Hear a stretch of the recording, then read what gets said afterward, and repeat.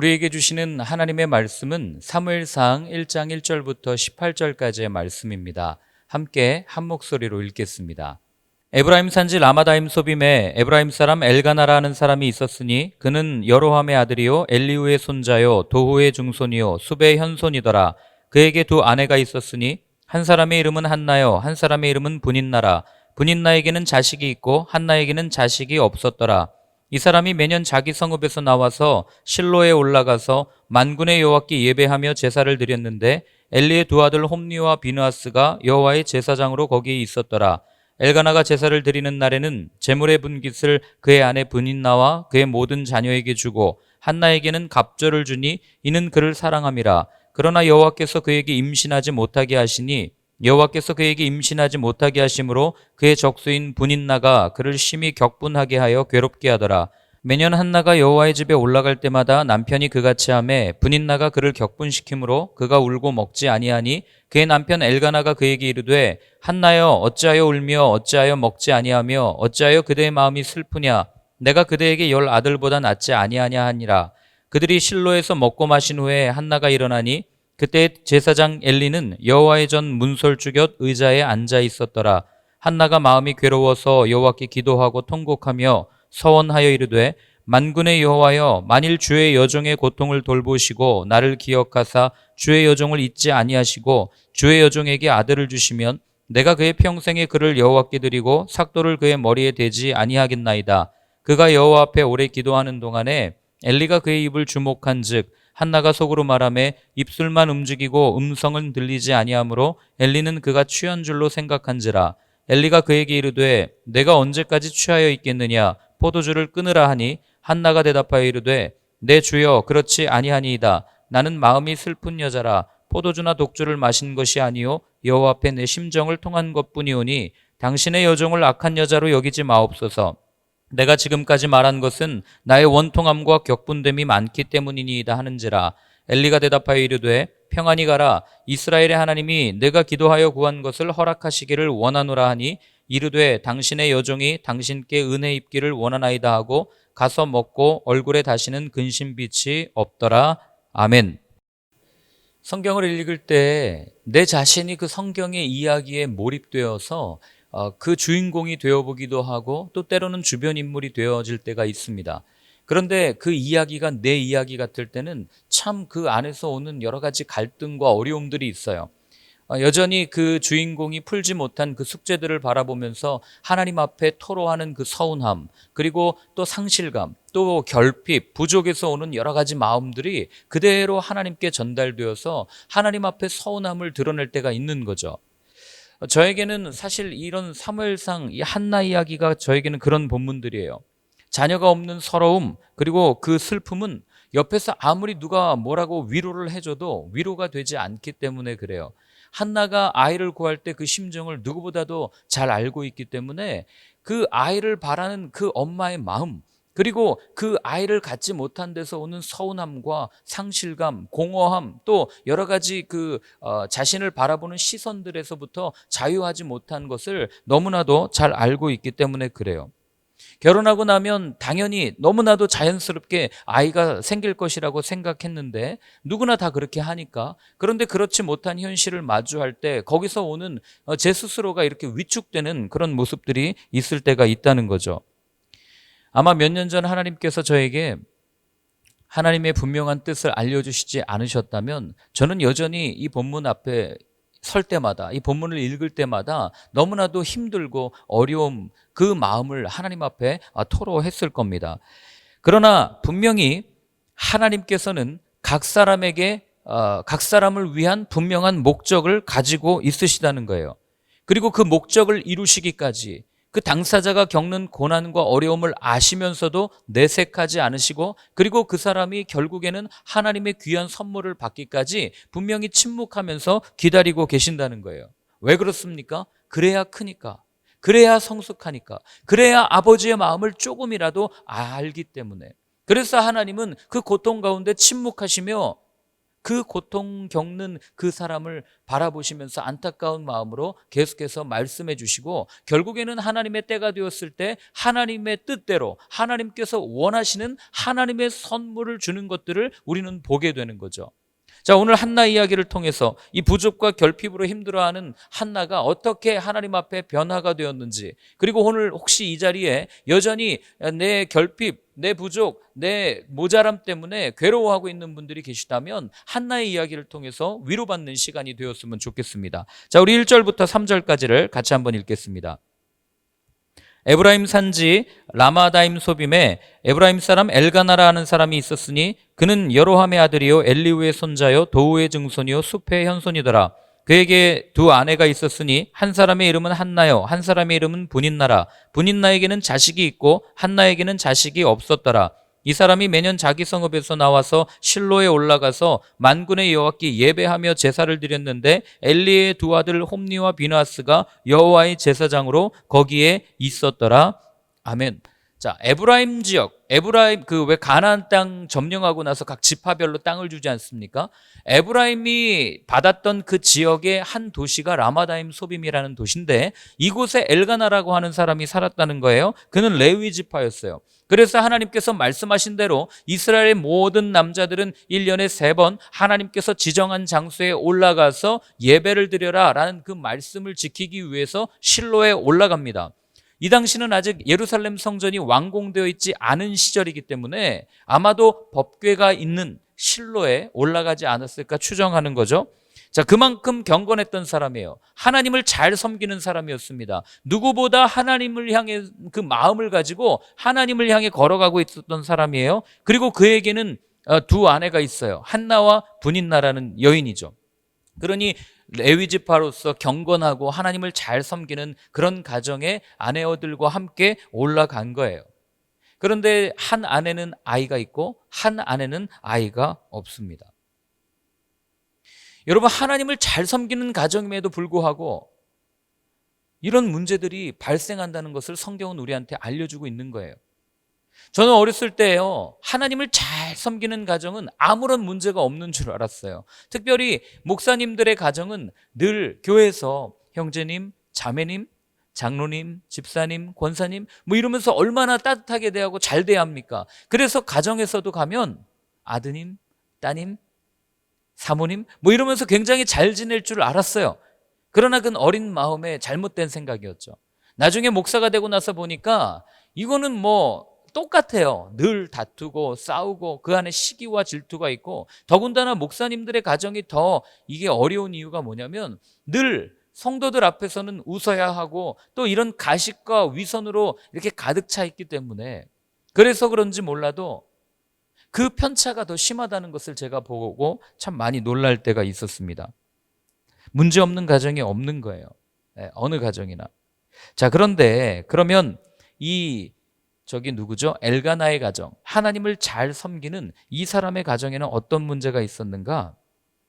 우리가 잘 아는 것처럼 정분이었던 한나에게 자녀가 없는 문제가 있었던 거예요. 아브라함의 가정과 똑같은 거죠. 한나 입장에선 사라의 마음과 너무나도 똑같은 거예요. 여러분, 사실 성경을 가만히 보면 이 한나라고 하는 여인은 부족함이 없는 여인이에요. 남편이 얼마나 사랑해 줍니까? 자기만 바라봐주는 해바라기 같은, 아니죠, 나바라기죠. 나바라기 같은 남편이 있어요. 거기다가 다른 아내보다도 갑절이나 더 주고, 그리고 든든한 직장도 있어요. 더군다나 남편의 신앙이 엄청 좋아요. 경건한 사람입니다. 다른 사람들로부터 레위 지파였기 때문에 존중도 받고 존경도 받는 그런 가정이었어요. 그렇게 행복하게 살 수 있는 가정이었는데 모든 것을 가졌는데 하나가 딱 없었는데, 그게 뭐냐면 자녀가 없었다고 하는 거예요. 여러분, 우리는 이 말을 들으면서 그렇게 생각할 수 있어요. 아유, 다 가졌는데 뭐 속썩이는 자녀 없으니까 얼마나 편해. 그냥 둘이 행복하게 살다 가면 되지. 이렇게 생각할 수 있지만 여러분, 사실 그렇지가 않더라고요. 경험해 보니까 자녀가 없는 데서 오는 그 여러 가지 그 시선들이 참 힘들게 할 때가 있어요. 오죽하면은 어떤 권사님들은 저한테 하는 얘기가 얼마나 목사가 기도 안 하면 자녀가 생기지 않겠냐고, 그런 이야기를 너무나도 쉽게 자연스럽게 교회 안에서 하는 것들을 보고 제가 참 마음에 큰 부담과 그리고 상처를 받았던 적이 있습니다. 그러니 남들이 볼 때는 자녀 없어도 괜찮아 라고 이야기하지만, 그러나 당사자가 겪는 그 고난과 아픔은 여러분 말로 형언할 수 없는 거예요. 그렇다고 이 가정이 신앙이 좋지 않았나? 한나가 신앙이 좋지 않았겠어요? 어떻게 신앙이 좋지 않았겠어요? 남편이 이렇게 경건한데, 그리고 그 남편을 사랑하고 남편의 모습을 보면서 그 가정의 모습이 일구어져 가는데 너무나도 경건하고 신앙이 좋은 집안이었다고요. 그런데 4절부터 우리 8절까지를 한번 같이 읽어보겠습니다. 엘가나가 제사를 드리는 날에는 제물의 분깃을 그의 아내 분인나와 그의 모든 자녀에게 주고 한나에게는 갑절을 주니 이는 그를 사랑함이라. 그러나 여호와께서 그에게 임신하지 못하게 하시니 여호와께서 그에게 임신하지 못하게 하심으로 그의 족수인 분인나가 그를 심히 격분하게 하여 괴롭게 하더라. 매년 한나가 여호와의 집에 올라갈 때마다 남편이 그같이 하매 분인나가 그를 격분시키므로 그가 울고 먹지 아니하니 그의 남편 엘가나가 그에게 이르되 한나여 어찌하여 울며 어찌하여 먹지 아니하며 어찌하여 그대의 마음이 슬프냐? 내가 그대에게 10 아들보다 낫지 아니하냐 하니라. 아멘. 자, 오늘 본문에 보면은 한나라는 여인은 남편의 사랑을 독차지합니다. 남편이 얼마나 사랑하는 거예요? 오늘 본문을 보면 몫의 2배를 줬다는 얘기는 정말 문자 그대로 2배에 해당되는 몫을 주었다고 해석할 수도 있지만, 가지고 있는 것 중에 가장 좋은 것들을 이 아내에게 주었다라는 거예요. 사랑하니까 더 주고 싶으니까.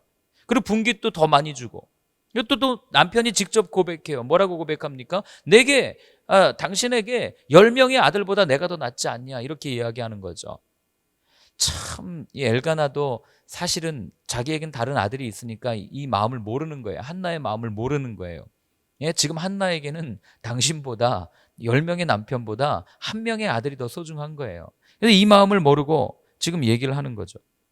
그런데 오늘 본문을 보면 재미난 표현이 나와요. 아이를 못 낳는 이유를 설명하는데 오늘 뭐라고 표현합니까? 하나님께서 임신하지 못하게 하셨더라, 이렇게 표현하고 있어요. 하나님께서 임신하지 못하게 하셨더라. 여러분, 여기에다 대고 무슨 더 이상 할 말이 있겠어요? 내가 믿는 하나님께서 못하게 하셨다는데 그럼 뭐 끝난 거 아닙니까? 하나님께서는 왜 이렇게 하셨을까? 그리고 참 해도 너무하네. 얼마나 기도했겠어요? 얼마나 아팠겠어요? 얼마나 힘들었겠어요? 그런데 그 힘듦과 아픔은 하나도 보이지 않고 하나님께서 막으셨더라, 이 한 구절이 굉장히 냉정하고 무자비하게 들릴 수 있는 말씀이에요. 그러나 여러분, 관점을 조금만 바꾸면 우리는 여기서 놀라운 것을 발견하게 됩니다. 자, 잘 보세요. 하나님께서 인간을 만드시고 하나님의 섭리에 맞추어서, 자연의 섭리에 맞춰서 인간들이 씨를 뿌리고 또 자녀를 낳고 또 그렇게 살아가게 만드셨어요. 이게 하나님께서 만드신 창조의 원리고 자연의 질서예요. 그런데 모두가 다 동일하게 겪어가고 있는 자연의 법칙을 거스르면서까지 하나님께서 멈추셨다, 하나님께서 주지 않으셨다는 이야기는 지금 하나님께서 이 가정 가운데, 특별히 한나 가운데 직접 개입하고 계시다는 사실이에요. 하나님께서 특별히 이 여인을 선택해서 이 여인의 인생을 하나님의 손 안에서 컨트롤하고 있다는 거예요. 그러니 모든 자연의 섭리를 거스르면서까지 딱 멈추어서 하나님의 뜻을 분명하게 알려주시기 위해서 하나님께서 직접 이 여인을 만져가고 있다고 하는 사실이에요. 그렇기 때문에 여러분, 이 내용을 우리의 인생에 적용시킨다면, 여러분, 우리 인생에 이해할 수 없는 어려움이 있습니까? 남들에게 말 못할 사정이 있어요? 아무리 이야기해도 풀리지 않고 내 인생은 왜 이렇게 꼬여만 가기만 할까? 남들은 자연스럽게 저렇게 잘 가는데 왜 내 인생은 이렇게 어려운가 하는 어려움들이 있냔 말이에요. 하나님 앞에 나와서 기도합니다. 아니, 내가 뭘 그렇게 잘못했습니까? 내가 어떤 것을 그렇게 잘못했길래 하나님 나에게 이렇게 하십니까? 내가 얼마나 회개해야 됩니까? 내가 얼마나 하나님 앞에 간구해야 됩니까? 이렇게 말할 필요가 전혀 없는 이유가 뭐냐면, 여러분, 이럴 때 빨리 눈치채셔야 돼요. 무엇을요? 하나님께서 내 삶을 컨트롤하고 계시는구나. 하나님께서 내 삶에 직접 개입하고 계시고 있구나. 도무지 이해할 수 없는, 아무에게도 말할 수 없는 이 말 못할 탄식과 어려움 가운데 하나님은 무엇하고 계시나 질문할 수 있지만, 하나님 뭐하고 계세요? 직접 개입해서 준비하고 있는 거예요. 그러니 여러분, 이런 이해하지 못할 어려움이 온다면 우리는 빨리 깨달아야 돼요. 하나님이 뭔가 하시려고 하는구나. 이 좋은 기회를 통해서 하나님을 만날 수 있는 아주 좋은 기회구나. 이런 것들을 여러분, 우리가 깨달아야 되는 거예요. 만약에 이걸 모른다면 우리는 한나처럼 끝까지 마음이 어려울 수 있는 거죠. 그런데 한나의 모습을 한번 보세요. 그에게는 적수가 한 명 있었어요. 적수가 라이벌이란 뜻이거든요. 라이벌이 누구예요? 분인나예요. 한 가족을 이루고 있었던 사람이에요. 그 분인나가 어떻게 합니까? 아이를 못 낳으니까 너는 아이 없지, 나는 아이 있어, 내가 정부인이야, 이런 얘기 안 했겠어요? 이런 마음 안 품었겠냐고요. 괴롭게 했다고 지금 표현하는데, 여러분, 우리가 살다 보면은요, 어느 공동체를 가도 나와 가까운 사람들이 내 마음을 휘저을 때가 있어요. 나를 분노하게 할 때가 있습니다. 오늘 한나에게는 분인나가 그런 존재예요. 오늘 여기 격분하다 이런 뜻은 카스인데, 이게 뭐냐면 마음을 막 휘저어 놓다, 이런 뜻을 가지고 있는 단어예요.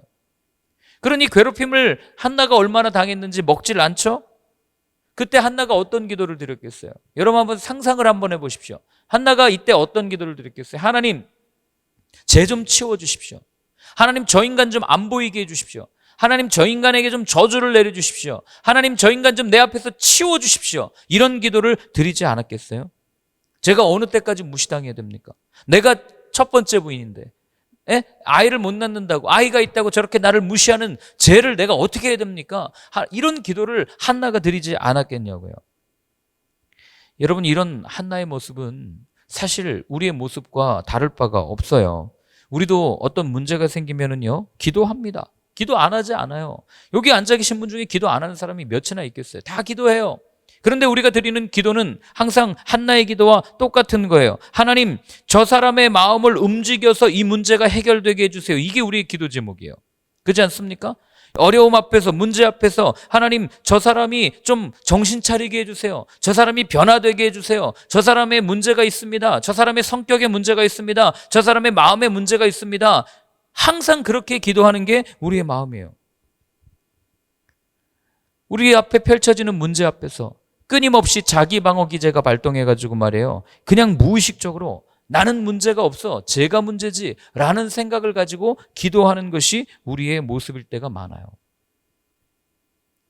그러나 하나님은 그때 침묵하십니다. 그러니 한나가 계속해서 오늘 그 뒷부분에 나오는 그런 기도를 드렸던 거 아니겠어요? 하나님이 응답하셨다면 이렇게 격분할 이유도 없고 이렇게 어려워할 이유도 없는 거예요. 그리고 나서 한나가 어떻게 변합니까? 기도의 방향을 바꿔요. 상대를 향해 서 있는 칼날을 거두어들여서 나를 바라보는 기도로 바뀌게 된다는 거예요. 하나님은 그렇게 하세요. 그 내용이 9절부터 11절까지입니다. 같이 한번 읽어보겠습니다. 그들이 실로에서 먹고 마신 후에 한나가 일어나니 그때 제사장 엘리는 여호와의 전 문설주 곁 의자에 앉아 있었더라. 한나가 마음이 괴로워서 여호와께 기도하고 통곡하며 서원하여 이르되, 만군의 여호와여, 만일 주의 여종의 고통을 돌보시고 나를 기억하사 주의 여종을 잊지 아니하시고 주의 여종에게 아들을 주시면 내가 그의 평생에 그를 여호와께 드리고 삭도를 그의 머리에 대지 아니하겠나이다. 아멘. 한나의 기도가 바뀐 게 보이십니까? 어떻게 바뀌었습니까? 기도하는 대상이 바뀌었어요. 기도의 제목이 바뀌었습니다. 더 이상 이 기도에 보면 분인나 얘기가 나오지 않아요. 그동안은 얼마나 많이 나왔겠어요. 한나가 여러분 울었다는 그 표현을 통해서 알 수 있는 게, 한나의 기도 제목은 분인나였다는 것을 우리가 눈치챌 수 있는 거 아니겠어요? 그러니까 한나의 인생은 자녀를 가지고 있는, 나보다 더 많은 것을 소유하고 있는 분인나에게 늘 묶여있는 그런 삶이었던 거예요. 자녀가 없다고 하는 현실 속에서 하나님께서 내게 주신 비전, 하나님의 뜻을 보지 못하고 내 앞에 펼쳐져 있는 문제만을 바라보면서 아둥바둥대고 있던 한나가 어떻게 바뀝니까? 이제는 그렇게 기도하지 않아요. 하나님, 죄 좀 치워주십시오. 하나님, 죄 좀 제거해 주십시오. 하나님, 저 사람의 마음을 바꿔주십시오라고 기도하지 않고 어떻게 바꿉니까? 내 부족, 내 결핍을 채워달라는 기도에서 이제는 하나님의 일을 위한 기도로 바뀐 거예요. 하나님, 내게 아들을 주시면, 여기까지는 똑같겠죠. 내 부족을 채워주시면 내 일을 하겠습니다, 내가 행복하겠습니다, 이렇게 끝나지 않고, 내게 아들을 주시면 이제는 그 아들을 하나님께 내어드리겠습니다. 하나님을 위한 일을 행하겠습니다. 하나님의 뜻대로 살아가겠습니다. 라고 변화된 한나의 모습을 우리는 볼 수 있어야 되는 겁니다. 여러분, 미숙한 기도는 상대를 치워달라고 기도하지만 성숙한 기도는 나를 치워달라고 기도한다는 거예요. 미숙은 나를 제외한 모든 것에 실수가 있다고 불평하는 삶인 반면에 성숙은 내가 모든 문제의 원인이라고 인정하는 삶, 그래서 그분의 도우심을 구하는 삶이라는 거예요. 그렇기 때문에 성숙한 사람일수록 문제가 있을 때 남 탓하지 않습니다. 예, 성숙한 사람일수록 고개를 숙여요. 아, 내가 뭐 잘못된 게 없나? 내 실수인가? 내 문제인가? 이야기합니다. 여러분, 여기서 교만과 겸손이 드러나는 거예요. 여기서 성숙과 미숙이 드러나는 겁니다. 아무리 예수님 믿으면 뭐합니까? 아무리 예수님 따라가면 뭐합니까? 여전히 내가 옳고 내가 제일 세상에서 옳다고 생각하면 여러분, 죄송하지만 그리스도인 아닌 확률이 훨씬 더 높아요. 이제 이걸 한나가 안 거예요. 아, 내 마음, 그게 문제였구나. 하나님을 향해 서 있지 못한 내 태도, 그게 문제였구나. 그러나 여전히 괴로워요. 한나 기도할 때 하나님 앞에 그러잖아요. 그 마음을 알았다고 해서 행복합니다 기도하는 게 아니라 괴롭습니다. 그렇게 기도하는 것 보지 않습니까? 현실은 달라질 것이 없었음에도 분인나로 인해서 억울함을 토로하던 한나의 기도가 하나님의 일을 보고 싶다는 기도로 바뀌는 것을 보게 됩니다. 여러분, 하나님은요, 이걸 기다리신 거예요. 하나님이 왜 한나의 기도에 응답하지 않으셨는가? 한나가 이런 고백을 하기를 기다리신 거죠. 현재의 시점에서 보면 자녀가 없는 한 가정에 그냥 그런 문제로밖에 보이지 않아요. 그냥 한 가정에서 흔히 일어날 수 있는 그런 문제로 보여요. 그러나 하나님의 입장에서 보면, 하나님의 관점에서 보면 이제 이스라엘의 마지막 사사 사무엘을 보낼 계획의 일부였던 거예요. 이스라엘을 이끌 마지막 그 왕정과 사사 시대를 잇는 그 아주 중요한 시기에 하나님의 사람을 세워야 되는데 그냥 이스라엘에 평범하게 태어나는 그런 가정보다는 확실하게 믿음 위에 서서 하나님만을 따르는, 하나님만을 믿는, 하나님께 그 믿음이 증명된 그 가정을 통해서 하나님의 사람을 보내시고 하나님의 일을 하셔야만 했기 때문에 하나님께서는 한나의 기도, 한나의 고백, 이제 내가 내 소유가 채워지면, 내 결핍이 채워지면 나를 위해서 사용하지 않고 하나님을 위해서 사용하겠다고 하는 그 마음의 고백을 기다리신 거라고요. 여러분, 하나님의 입장에서 한번 생각해 보세요. 한나가 그렇게 울며 불며 하나님 앞에 기도할 때 하나님이라고 마음이 편했겠습니까? 우리 성경 한번 찾아볼래요? 출애굽기 3장 7절과 8절입니다. 출애굽기 3장 7절과 8절 같이 한번 읽겠습니다. 여호와께서 이르시되 내가 애굽에 있는 내 백성의 고통을 분명히 보고 그들이 그들의 감독자로 말미암아 부르짖음을 듣고 그 근심을 알고 내가 내려가서 그들을 애굽인의 손에서 건져내고 그들을 그 땅에서 인도하여 아름답고 광대한 땅, 젖과 꿀이 흐르는 땅, 곧 가나안 족속, 헷 족속, 아모리 족속, 브리스 족속, 히위 족속, 여부스 족속의 지방에 데려가려 하노라. 아멘. 자, 무슨 얘기예요? 애굽에서 고생하고 있고 하나님께 울부짖고 있는 이스라엘 백성들의 부르짖음을 하나님께서는 들으셨다는 얘기예요. 그리고 들은 걸로 끝내지 않고, 그럼 왜 침묵하십니까? 침묵하시는 내내 하나님께서는 하나님의 사람을 준비시키셨고, 침묵하시는 내내 하나님께서는 가나안 땅이라고 하는 하나님께서 주실 젖과 꿀이 흐르는 그 땅을 준비하고 계셨다는 거예요. 여러분, 하나님은요, 당신의 자녀들이 부르짖고 있는 그 상황을 즐기시지 않아요. 어쩔 줄 몰라 하십니다. 안타까워하세요. 그 부르짖음 가운데 이걸 해결해 줄 것만 생각하시는 것이 아니라 그 다음 스텝까지도 생각하고 계시는 분이 하나님이시라는 거예요. 그런데 우리는 고통 속에서 하나님을 오해해요. 하나님 왜 침묵하십니까? 하나님 왜 대답하지 않으십니까? 하나님, 이런 어려운 현실 가운데 우리는 어디로 가야 됩니까? 질문할 때. 여러분, 그러나 하나님의 마음은 그게 아니잖아요. 성경 하나만 더 찾아보겠습니다. 예레미야서 29장이에요. 예레미야서 29장 11절부터 12절 같이 한번 읽겠습니다.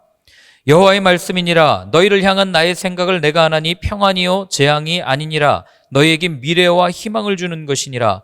너희가 내게 부르짖으며 내게 와서 기도하면 내가 너희들의 기도를 들을 것이요. 아멘. 자, 뭐예요? 하나님이 우리에게 원하시는 것, 하나님이 우리에게 주기를 바라는 것은 재앙이 아니라고요. 저주가 아니라고요. 고난이 아니라고요. 아픔이 아니라고요. 평안과 생명과 이런 것들이라고 하나님께서는 분명히 우리에게 말씀해 주시는 거예요. 그럼 왜 안 주십니까? 받을 준비가 안 됐으니까 안 주시는 거죠. 그래서 하나님은 한나가 받을 준비가 될 때까지 기다리신 거예요. 한나의 입술을 통해서 하나님, 내 것은 내 것이 아닙니다. 내 것은 하나님의 것입니다. 이 고백이 나올 때까지 기다리신 거예요. 그럼 그 준비된 거를 어떻게 할 수 있어요? 그게 12절과 13절에 나옵니다. 같이 한번 읽겠습니다. 그가 여호와 앞에 오래 기도하는 동안에 엘리가 그의 입을 주목한즉 한나가 속으로 말하며 입술만 움직이고 음성은 들리지 아니하므로 엘리는 그가 취한 줄로 생각한지라. 아멘. 보이세요? 안 보이십니까? 그녀의 기도가 부르짖음의 기도에서 침묵, 조용히 하는 기도로 바뀌었다는 거예요. 이제는 내가 하나님 앞에 부르짖고 하나님, 내가 이게 부족합니다, 이게 어렵습니다, 이게 힘듭니다라고 부르짖기만 하는 것이 아니라 이제는 하나님께서 이 고난의 상황 가운데, 이 아픔의 상황 가운데 뭐라고 말씀하실지, 어떤 뜻을 가지고 계시는지를 듣는 그런 준비가 되어 있는 거예요. 하나님의 일을 할 수 있나 없나의 기준은 여러분, 들을 준비가 되어 있는가 아닌가, 거기서 드러난다는 거예요. 그렇기 때문에 여러분들이 하나님의 일을 하고 싶습니까? 여러분들이 어떤 새로운 일을 꿈꾸고 계십니까? 여러분들이 무언가 하고 싶으세요? 그러면 그 전에 내 생각을 멈추고, 내 행동을 멈추고, 내 의지를 멈추고 하나님께서 뭐라고 하시는지를 분명히 들으실 수 있어야 하는 거예요. 그분의 음성을 듣지 않고 갔다가는 그건 하나님의 일이 아니라 내 일을 할 뿐이고 내 만족을 위한 길을 걸어갈 뿐이라는 것을 우리는 성경을 통해서 얼마나 많이 들어왔냐고요. 여러분, 모세를 광야에서 40년 동안 그렇게 고생시키신 이유가 뭐예요? 그리고 나서 나중에 떨기나무에 섰을 때, 하나님의 음성을 들을 준비가 되었을 때 하나님께서 모세를 부르신 거 아니에요? 애굽의 때를 빼고 우리의 몸에 있는 세속의 때를 빼고 모든 것들을 다 빼고 나서 하나님께서 이제 내가 너를 사용해야 되겠다, 이제 네가 내 말을 들을 준비가 되었구나 라는 마음이 보셨을 때, 그 마음을 보셨을 때 하나님께서는 모세를 가시나무 떨기로 부르신단 말이에요. 모세야, 모세야, 내가 선 곳은 거룩한 곳이니 내 신발을 벗어라. 여러분, 이게 마찬가지예요. 우리 삶에도 마찬가지입니다. 제가 어제 저희 공동체 섬김이 모임에서도 말씀을 드렸는데, 제가 그동안 해오던 모든 유튜브를 잠깐 멈추려고 그래요. 맥체인도 멈추고, 그 다음에 Q&A도 멈추고, 그리고 여러 가지 것들을 멈추고 다 그냥 좀 스톱하려고 합니다. 이유는 한 가지예요. 한 가지예요. 제가 사실은 맥체인 올린 것도 공동체 분들의 성경 읽기를 도와드리기 위해서 맥체인을 올리고 그랬는데, 다 멈추는 이유는 지금 멈추고 주님의 음성을 들어야 될 때라는 것을 하나님께서 계속 마음에 부담을 주셨어요. 그래서 멈추고 싶은데 또 이거를 필요로 하는 사람들이 있으니까 멈추기가 참 애매했습니다. 그런데 하나님이 사인을 주셨어요. 그래서 이제는 내가 멈춰야 되겠다.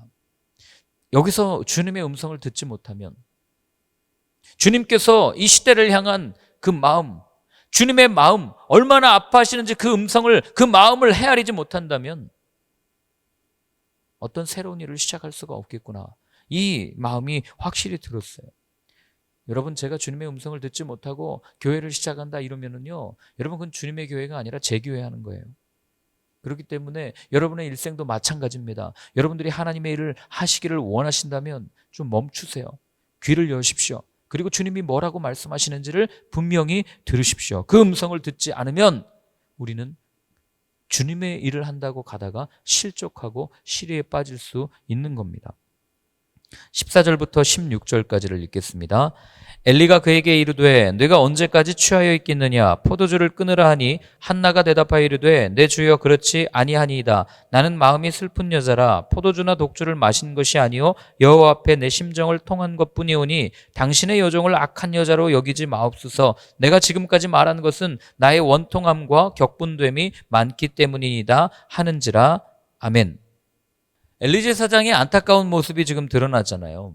그죠? 성도가 와가지고 자기의 마음을 쥐어짜면서 정말 땀방울이 핏방울이 될 때까지 기도하지 않았겠습니까? 얼마나 힘들게 기도하고 있는데 거기다 대고 하는 소리가 너 술 마셨냐? 이 얘기하고 있는 거예요. 여러분, 이게요 목회자의 모습이에요. 여러분들이 나와서 기도할 때 어떤 마음으로 어떤 모습으로 기도하는지 잘 몰라요. 그냥 겉모습을 보고 판단할 수밖에 없는 게 연약한 인간입니다. 더군다나 엘린 남자예요. 그죠? 남자는요, 죽었다 깨나도 여자 이해 못합니다. 아무리 이해하려고 해도 예? 전혀 이해할 수 없는 존재가 남자와 여자예요. 그러니 여자분들도 남자 이해하려고 하지 마세요. 이해하려고 하면 상처만 받습니다. 또 남자분들도 아내를 너무 이해하려고 하지 마세요. 그냥 인정해 주는 거예요. 인정해 주는 거 외에는 방법이 없어요. 그러니 여러분들이 교회에 와서 슬픔을 토로하고 아픔을 토로하면서 기도할 때 아무도 알아주지 않는다고 해도 걱정하지 마십시오. 괜찮아요. 주님이 알고 계시면 그걸로 된 거예요. 자, 그런데 여기서 한 가지 그 하나님의 방법이 드러나는데 그게 뭐냐면은요. 자, 우리가 아는 엘리 제사장은 비둔해요. 나중에 보면은 의자에 떨어져서 목이 부러져서 죽죠. 그만큼 우둔한 사람이에요. 그런 사람을 어떻게 하나님께서는 이런 어려운 시대에 제사장으로 삼으셨는가 하고 우리는 탄핵을 하거나 아니면 그렇게 그 사람을 끌어내릴 수 있는 그런 마음을 가지고 있지만, 그러나 오늘 가만히 보세요. 하나님은 누구를 통해서 응답하십니까? 엘리 제사장을 통해서 응답하신다는 거예요. 질서의 하나님이라는 게 분명히 드러나는 거예요. 그러니 여러분, 목회자가 조금 부족할다 할지라도 여러분 불쌍히 여겨주시고 긍휼히 여겨주시고 그 입술을 통해서 선포되는 그 메시지는 신뢰하시길 바랍니다. 하나님이 말씀하시는 거라고 생각하시고 들으시길 바라요. 그 사람의 인격과 모난 것보다도. 그렇지 않으면 여러분, 우리는 하나님의 일을 볼 수가 없다는 거예요. 물론 하나님은 돌들로도 소리치게 하시죠. 그러나 부족한 이 인간, 이 목회자를 통해서도 분명히 말씀하고 있는 게 있다는 것을 여러분들이 꼭 기억하셨으면 좋겠습니다. 자, 한나는요, 엘리 제사장이 부족했지만 하나님의 응답으로 확신하는 모습이 오늘 드러나는 거예요. 그래서 17절과 18절에 이렇게 이야기합니다. 엘리가 대답하여 이르되 평안히 가라. 이스라엘의 하나님이 내가 기도하여 구한 것을 허락하시기를 원하노라 하니 이르되 당신의 여종이 당신께 은혜 입기를 원하나이다 하고 가서 먹고 얼굴에 다시는 근심빛이 없더라. 아멘. 자, 하나님의 응답으로 받은 걸 어떻게 할 수 있어요? 한나가 가잖아요. 그리고 그동안 울면서 먹지 않던 음식, 곡기를 끊었던 것을 이제 끊어내고 음식을 먹기 시작한다고요. 응답 받았으니까 먹는 거 아니겠어요? 응답 받았으니까 내 마음에 있는 응어리와 내 마음에 있는 여러 가지 어려움들을 해결했으니까 이제는 밥을 먹는 거 아니겠어요? 그러니 엘리가 얘기합니다. 평안히 가라. 평안히 가라. 그때 한나가 뭐라고 얘기해요? 내가 은혜 입기를 원합니다. 이렇게 얘기해요. 은혜 입기를 원합니다. 그런데 여러분, 놀라운 사실 아세요? 한나는요, 이미 은혜를 입은 사람이에요. 아유, 은혜를 언제 입었어요? 은혜 입었으면 이렇게 되지 않았겠죠? 라고 질문할 수 있지만 한나는 이미 은혜를 입었어요.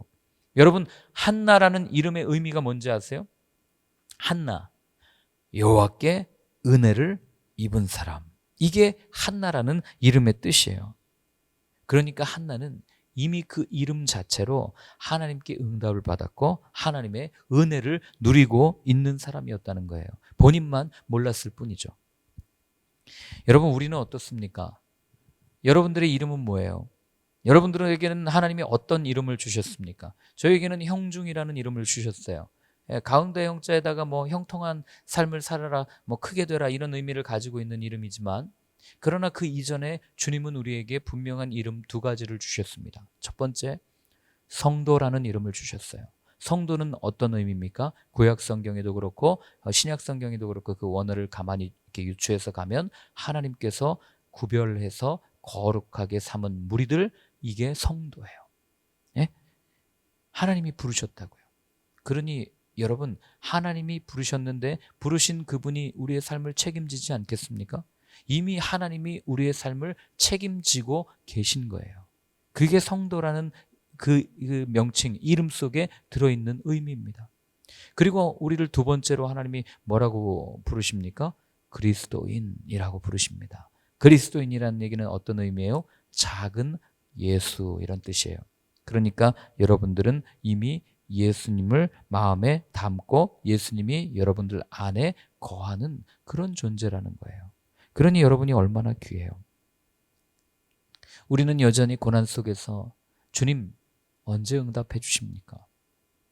주님, 이 힘든 어려움 가운데서 언제 나를 건져 주실 겁니까? 언제 나에게 해방을 주실 겁니까? 언제 나에게 자유를 주실 겁니까? 라고 불평하며 원망하며 기도할 때가 있지만, 그러나 주님은 이미 내게 응답했다. 너는 성도 아니냐? 내가 세상 가운데서 거룩하게 구별해서 불러냈다. 이미 건져 올렸다. 이미 구원을 허락했다. 라고 말씀하시고, 내 안에 내가 있지 않느냐? 어떤 어려움 가운데서 내가 너와 함께 하는데 무슨 어려움이 있을 수 있겠니? 라고 우리에게 응답해 주신 겁니다. 저는 여러분들이 이 은혜를 깨달아서 한 주 동안 평안하게 살 수 있는 삶이 되었으면 좋겠어요. 사단은요, 언제나 이 평안을 깨려고 합니다. 우리를 늘 경쟁 상대를 만들어 놓고, 그리고 그 경쟁 상대와 비교해서 스스로를 힘들게 해요. 그러나 주님은 말씀하십니다.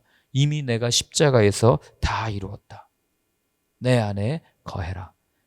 그러니 우리는 고요히 잠잠히 그분 안에 거하면 그분이 주시는 평안함을 가지고 승리할 수 있는 겁니다. 그분의 초청에 응하는 이번 한 주가 되셨으면 좋겠어요. 우리가 오늘 한번 같이 기도할 때는 이렇게 한번 기도했으면 좋겠습니다. 주님, 이미 우리에게 이루어 주신 그 모든 은혜를 우리가 바라볼 수 있기를 원합니다. 우리가 느낄 수 있기를 원합니다. 하나님, 여전히 부족한 것만을 바라보면서 이게 부족합니다, 저게 부족합니다 간구하는 어리석은 인생이 아니라, 이제는 우리의 모든 것을 내려놓고 주님을 위해 이 인생을 드리겠습니다, 내 삶을 드리겠습니다, 주님을 위해 달려가겠습니다 고백할 수 있는 저희의 삶이 되게 하여 주옵소서. 우리 그렇게 한번 또 옆에 있는 분들의 삶이 될 수 있도록 서로의 평강, 샬롬을 위해서 한번 같이 기도하겠습니다. 하나님 아버지, 오늘 또한 한나의 이야기를 통해서 우리에게 알려주셨습니다. 하나님, 이미 우리의 모든 기도 제목은 응답되었습니다. 이미 십자가에서 다 이루셨습니다. 아버지 하나님, 우리가 이 사실을 잊지 아니할 수 있도록 도와주시고, 이 모든 사실을 잊어버리게 하는 저 더러운 악한 영에게 내가 나사렛 예수 그리스도의 이름으로 명하노니 떠나갈지어다 명령하며 그 악한 영들을 굴복시키는 하나님의 자녀답게 살아갈 수 있는 저희의 삶이 되게 도와주시옵소서. 하나님, 옆에 있는 지체들을 위해서도 기도합니다. 함께 예배하는 모든 지체들의 마음 가운데 샬롬의 평강을 허락하여 주시고, 그 평강, 주님께서 주시는 평안함, 그것을 잃지 않고 세상 가운데 승리하며 나아가는 저희 모두의 삶이 될 수 있도록 주님 도와주시옵소서. 하나님 아버지, 이번 한 주도 주님 손에 올려드립니다. 주님께서 모든 것 이루셨고, 주님께서 이미 다 응답하신, 이미 우리에게 베풀어 주신 그 은혜를 누리며 나아가는 이번 한 주가 되게 하여 주옵소서. 이제는 우리 주 예수 그리스도의 크신 은혜와 하나님 아버지의 사랑과 성령의 인도하심이 주님께서 이미 모든 것 응답하여 주셨음을 믿고 기쁨으로 감사하며 주님을 섬기겠다고 다짐하는 모든 분들 머리 위에 이제로부터 영원까지 늘 함께하여 주옵시기를 간절히 축원하옵나이다. 아멘.